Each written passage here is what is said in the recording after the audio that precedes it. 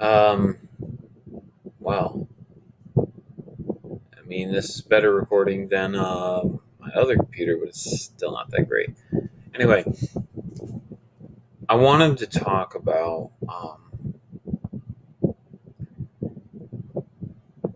postmodernism and why it is inherently a selfish ideology.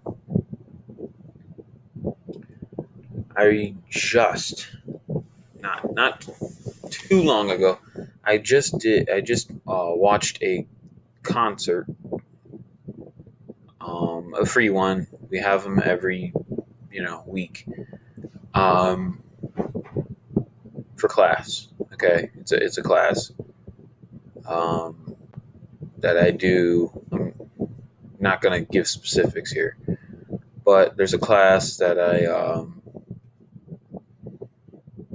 go to, and it's basically they have like free concerts every time I go to the class. It's once a week. It's nice. But today we had a lot of not so good music. Usually I like the music. They had a jazz band one week. They had you know more of a they've had some more classical style music. They've actually had some decent stuff. One week we had a teacher that professor I should say that sang. Those were all great. But this week was not great. And I just got back from this, so not too long ago, like no more than 10 minutes ago, I was listening to this garbage, and maybe 15 minutes ago, but it doesn't matter. And here's why I call it garbage. And there was some good stuff. There was actually. There were some good parts to the garbage songs. Um, there was this one part where they did 4 songs by this one composer. There were 2 composers that were actually there. They're from the area, from our local area. Again, I'm not giving specifics here. I mean, in one of my videos, I mentioned a region, but I ain't mentioning it now. And I'm being very broad to protect others, not myself. I don't care about myself, but I do want to protect others around me may not even who aren't involved in what I'm doing online here. But it was not that good. There were 4 songs in around the middle that were actually good. They were done by this one composer, and it was just 2 guys on instruments. Okay, one guy had to play multiple instruments. He had to go back and forth, but it was fun. It was good. It was art, and I realized something. When this guy was doing um, but when they were playing these pieces, when the composer was writing these pieces, when they were playing them, first of all, they were great. But when he was writing these pieces, he wasn't writing them for himself. Um, One of them was for a loved one of his, uh, and they were for the audience, and they were for people in his personal life. He was being selfless when he wrote them. He was sharing the art with someone else, and it was good because he wasn't doing it for himself. Postmodern art, it's my expression, it's my art. Art is subjective. It's whatever you want it to be. Do you see the issue with that? My art. I'm expressing you always hear this one, I'm expressing myself. Well, I don't care. It's not about you. You're supposed to be changing people's lives, not making yourself feel good. And so it was just nonsense. It's all instrumental, by the way. Although there was some speaking, which was creepy.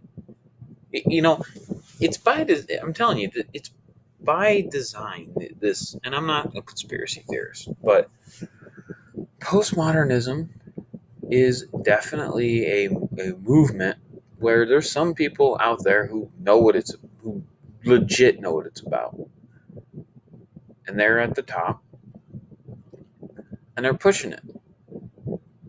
These guys are from some prestigious local, you know, instrumental group or whatever around here, and it's all garbage because the composers of the pieces wrote them just to write them. Oh, just throw a bunch of stuff together. It's not about um, doing something for the other people in the audience. It's simply about writing something for themselves. She mentioned a composer. I don't remember the composer's name. Not, and I want to be, you know, relaying any pertinent information. This woman's already famous. It's a female composer, and she's got an award. She got an award from the University of Chicago. Yada yada yada. And that's all well and good, but awards don't mean crap.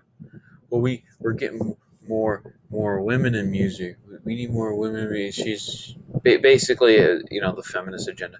Which, funny. People who are doing postmodern music also happen to be pushing a feminist agenda. Who would have known? So, whoever this female composer is wrote these pieces, and she gets awards like they're really good. They're not good. Okay, the societal elites will, if people think, oh well, the elites say it's good, so it must be good. I mean, it sounds like garbage to me, but what do I know? I'm just a troglodyte. No. You're right. They're doing it to control you. They're doing it because it helps. It's all selfishness. It's that's where I have a disagreement between the people who are like Illuminati, conspiracy, the CIA is putting chips in our children's brain. That's crazy. It's crazy talk, right? That the reason I have the disconnect there is because no, these people legit think they're doing the right thing, or they're just weak and selfish. Most of the time, they're just weak and selfish. Honestly, it's what it is. There's really evil people in history, but they're not hiding in some society like, oh, I'm gonna get him. All right, get the blow dart, blow the chip into the back of his neck. No, that's not how it happens. They're in the open. They're out there, but they spread ideas through the weak and selfish. They take other people's selfishness and weakness and use it against them. It's very intelligent. That's what communism is. It's what postmodernism is. Ideological contagions. It's very, very intelligent, very cunning, but also very, very evil. People like Karl Marx, people like Joseph Stalin, people like Hitler, people like Mao Zedong. They knew how to control people. Lenin, okay? So these people are probably just weak, probably don't even realize what they're doing, but they are spreading an ideological contagion. The chaos in the music was very chaotic and very disordered. Also seemed very, very, very just what's the word for it? Oppressive. And that's what postmodernism is. It hurts, almost hurts your ears when you listen to it, and that's by design.